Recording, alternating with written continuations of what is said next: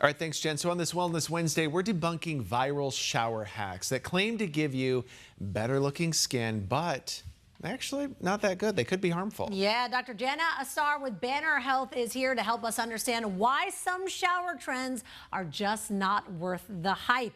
And why you gotta listen to the experts like her. My gosh, everybody thinks they're an expert because they have an opinion, right? And then they share it on TikTok and people are doing it. So let's get to the bottom line. I'm really curious about this first one I wanted to ask you.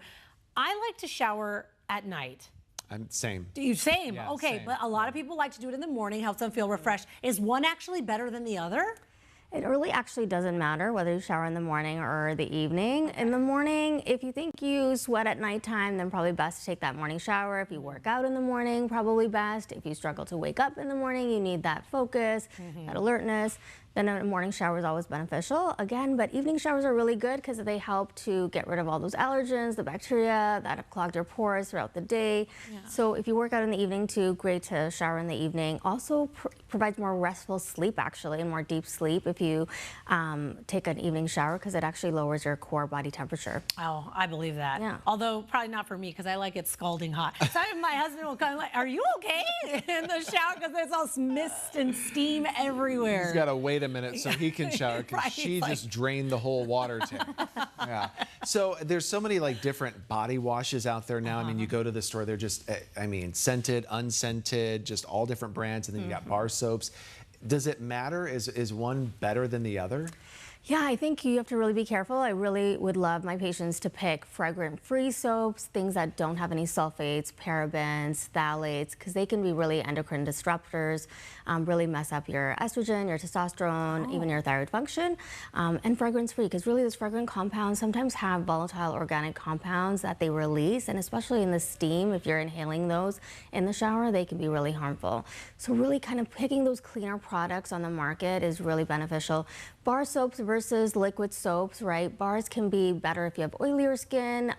Liquid soaps, maybe if you have more drier skin, they usually have emollients, more moisturizing. But sometimes you're using more of that liquid soap than you even realize or necessary because it just has the pump. Right. And so... What is it, one pump, all you need, right? Yeah, a little bit goes a long way. Okay, Kevin. Honey, less is more. Yeah, I swear. Are you the same? There's just 10 pumps in there. Yeah, I wanted to lather up, but I didn't even know, like, you see like the paraben free and all of that stuff, that it was so important. I just thought, well, I don't want to damage my hair, but it's you know, but it's actually it's really important that because there's other like things that can happen. Because that actually could irritate asthma, allergies, and really even cause maybe even fertility issues that our studies are showing. Oh my so, goodness. A lot of kind of disruption. Potential.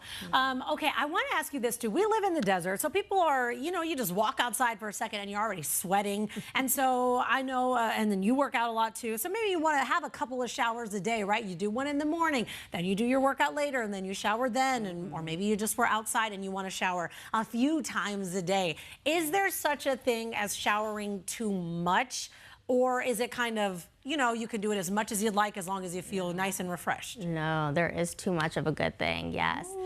And so showering too much, you know, you could really strip your natural oils, right? Your skin is your largest organ and provides that barrier that you really need. And so, you know, taking too long of showers or using too hot of water can really be detrimental to the skin, really strip your oils and, you know, remove that barrier of our skin that we really need that protects us from inflammation and other things in the environment. And so really kind of limiting it. If you're going to take multiple showers, make sure they're short with maybe lukewarm water and maybe rinse only. You know, that one time if you're trying to cool down, a rinse only water shower is okay. Really just use soap in those really needed areas, right? The groin area, your armpits, areas, you know, and maybe your feet. So don't have to kind of use the soap all over head to toe every No, night. She's like, I skipped those. I wash my feet. But this one I was curious because this is a hot topic too, is do some people allow the soap to just run down to their feet and they don't actually target their feet? This is a thing online. I have seen it. And some people think you don't actually have to physically go down there because they're like, well, the soap eventually hits them. But That's not for me. No, I need to get in between the little piggies in there. I did not know that that was a Yeah. thing. Yeah, but you say no. Take some time to Sometimes wash it the doesn't feet. have to be head to toe though every time, right? So you can just take a water-based rinse-only shower just to cool off here in Arizona, especially.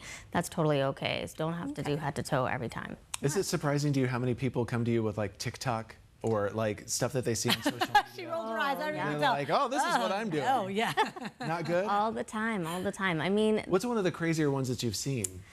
oh wow, I mean, there's just a lot of things. I think the really big thing is like the whole trend with Sephora Kids right now too, and having like Oh, sure. teenagers and younger women even have social profiles that are recommending all these beauty products and multiple, a plethora of them, 10 plus products, whether it's a skincare routine or a body routine, I think just can be really harmful, and you really don't need all those chemical compounds. We haven't even studied some of them and their connections and how they relate to each other and how they work in conjunction with each other. So I would really stay away, and so that's kind of really unfortunate. I really hate seeing those social media trends sometimes with the younger folks. Yeah, I have a young teen niece, 13, 14, and her Christmas list was just all of the Sephora skincare products. And I'm thinking, your skin is like a baby. You still don't even need these things. And so I think that's a struggle of a lot of parents of trying to figure out what do you do.